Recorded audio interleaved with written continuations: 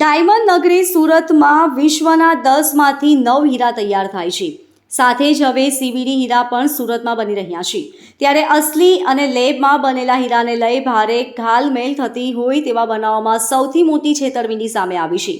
જેમાં 4.55 કરોડના હીરાની જગ્યાએ વેપારીની નજર ચૂકવીને ડુપ્લિકેટ ડાયમંડ પધરાવી દીધો હતો.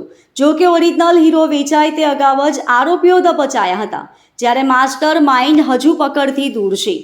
મૈદરપુરા હીરા બજાર LB 4 રસ્તા પાસે કેબિન રાખી ધંધો કરતા વેપારીએ હીરો ખરીદવાના બહાને હીરા વેપારીને હીરો લઈને ઓફિસે બોલાવ્યો હતો.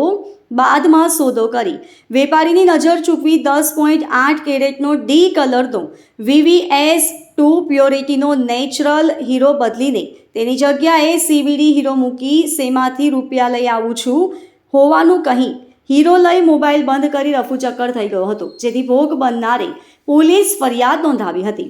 ખોડલ જેમ્સના માલિક યોગેશ કાકલોતરે રેપનેટ સાઇટ પર GIA સર્ટિફાઈડ હીરો 10.80 કેરેટ વજનનો D કલરનો VVS2 પ્યોરિટીનો જેનો GIT ગ્રેડિંગવાળો હીરો વેચાણ અર્થે મૂક્યો હતો. આ હીરો ખરીદવા માટે આરોપી હિતેશ પુરોહિતે દલાલ મારફતે સંપર્ક કર્યો હતો.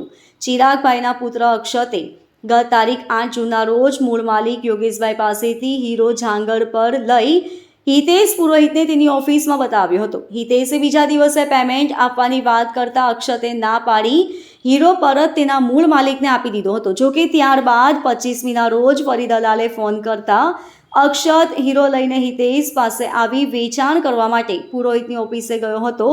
DCP ભગીરથ ગઢવીએ કહ્યું કે ફરિયાદ દાખલ થતાં આજે પોલીસે અલગ અલગ ટીમો બનાવી રાજસ્થાન, પાલનપુર, મુંબઈ વગેરે સ્થળોએ તપાસ હાથ ધરી હતી. આરોપી હિતેશ સાથે અન્ય આરોપી ઈશ્વર પુરોહિત, કમલેશ પુરોહિત અને દલપત પુરોહિત સહિત સુરેશ પુરોહિત સામેલ હતા. આ તમામ લોકો હીરાને સગે વગે કરવા માંગતા હતા. હાલ 100% હીરાની રિકવરી કરવામાં આવી છે. દલપતના ઘરેથી હીરાની રિકવરી કરવામાં આવી હતી. આ હીરાની ચકાસણી પણ કરાઈ છે. આ લોકો હીરા વેચે તે પહેલા જ આજે પોલીસે તેમની ધરપકડ કરી છે. જો કે મુખ્ય આરોપી ક્યાં છે તે અંગે તપાસ હાલ ચાલુ છે. સુરત શહેરના મૈદરપુરા પોલીસ સ્ટેશન વિસ્તારમાં હીરા બજાર આવેલું છે. આ હીરા બજારમાં ખૂબ જ મોટા પ્રમાણમાં ડાયમંડની લેતી દેતીનો અને વ્યાપાર થતો હોય છે. આ હીરા બજારમાં એક અઠવાડિયા પહેલાં એક વ્યક્તિ સાથે વિશ્વાસઘાતપૂર્ણ 3 વ્યક્તિઓએ એક ડાયમંડ, જે હાર્ટ શેપનો ડાયમંડ હતો, જેની કિંમત 4.5 કરોડ રૂપિયા હતી અને એની જે કેરેટ આવે એ 10 કેરેટ ઉપરાંતનો એ ડાયમંડ હતો.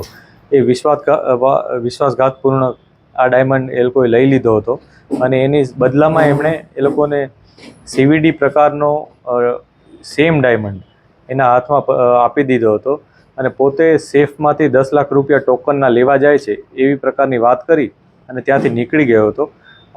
ત્યારબાદ જ્યારે ફરિયાદી એનો કોન્ટેક્ટ કર્યો તો ફોન સ્વિચ ઓફ થઈ ગયો હતો. આ બાબતને લઈને ફરિયાદીએ પોલીસ સ્ટેશનમાં ફરિયાદ નોંધાવી હતી.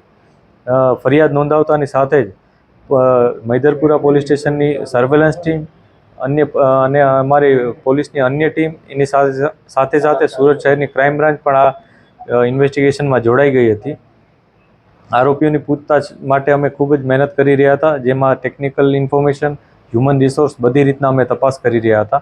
આ દરમિયાન મૈદરપુરા પોલીસ સ્ટેશનની ટીમને ઇન્ફોર્મેશન મળી હતી કે એક દલપતભાઈ કરીને એક વ્યક્તિ છે, દલપત પુરોહિત, એ જે રાજસ્થાનના સિહોર જિલ્લાના બાંટ ગામનો રહેવાસી છે, એની પાસે આ ડાયમંડ હોવાની ઇન્ફોર્મેશન પોલીસને મળી હતી. જે બાબતને લઈને પોલીસે એની પૂછતાછ કરી હતી. પૂછતાછ દરમિયાન એણે શરૂઆતમાં આ વસ્તુનું કન્ફર્મેશન નહોતું આપ્યું, પરંતુ ઊંડાણપૂર્વકની પૂછપરછમાં એણે કન્ફર્મ કર્યું હતું કે આ હીરો એની પાસે છે અને પછી એણે પોલીસ પાસે હીરો પણ રજૂ કર્યો હતો. પોલીસે આ ડાયમંડ છે એ વેરીફાઈ કરાવ્યો હતો, જે નેચરલ હતો અને જે ચોરીમાં જે વિશ્વાસઘાતપૂર્વક લઈ ગયા હતા એમાં એ જ ડાયમંડ હતો.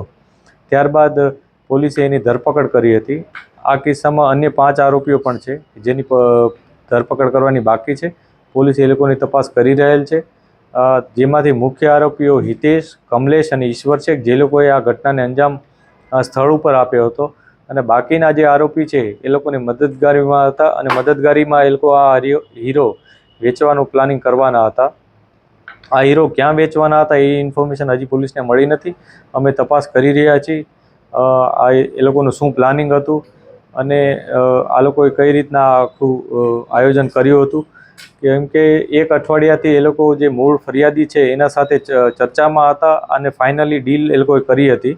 ડીલમાં એ લોકોએ જે હાર્ટ શેપ ડાયમંડ છે એ જ પ્રકારનો ડાયમંડ એના હાથમાં આપી દીધો હતો, જેથી કોન્સ્પિરેસીની જે કલમ છે એ પણ ઉમેરવામાં આવી હતી. અને આ સમગ્ર ઘટનામાં પોલીસે અત્યારે CVD અને જે ઓરિજિનલ ડાયમંડ છે એ બંનેને કબજે લીધેલ છે અને ત્યારબાદ અત્યારે આગળની કાર્યવાહી કરી રહ્યા છે. Bureau report LK star news, Surat.